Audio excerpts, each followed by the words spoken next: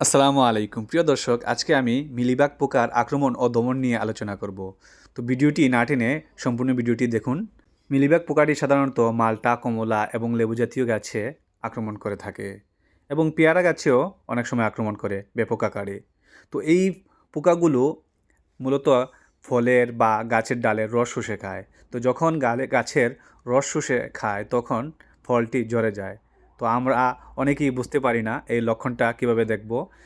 আমরা একটু পরেই দেখাবো যে ভিডিও চিত্রের মাধ্যমে কিভাবে। এই দেখুন, জায়ান্ট মিলিবাগ একসাথে অনেকগুলো পোকা আক্রমণ করছে। দেখুন, এই পোকাগুলো যখন একসাথে বসে ডালের রস শুষে খায় তখন এই এই পোকাগুলো একসাথে বসে রস শুষে খাওয়ার ফলে এই ফল আর টিকবে না, অচিরেই ফলটি ঝরে পড়ে যাবে।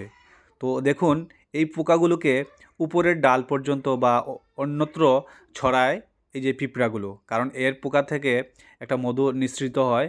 আর এই পিঁপড়ার খাবার এটা। এই পোকার আক্রমণ দেখলেই বুঝতে পারবেন পিঁপড়ার উপদ্রব বেশি হবে। তো এই পোকাগুলোকে আমরা যদি জৈবিক পদ্ধতিতে দমন করতে চাই তাহলে প্রতি লিটার পানিতে 5 গ্রাম হুইল পাউডার সাথে আপনারা সামান্য হলুদের গুঁড়া দিতে পারেন এবং সপ্তাহে 2 বার স্প্রে করলে এই পোকা দমন হয়ে যাবে ইনশাল্লাহ। যদি এভাবে দমন না হয় তাহলে ইমিডাক্লোরোপিড গ্রুপের কীটনাশক প্রতি লিটার পানিতে 1 মিলি হারে স্প্রে করবেন, ইনশাল্লাহ দমন হয়ে যাবে। ধন্যবাদ।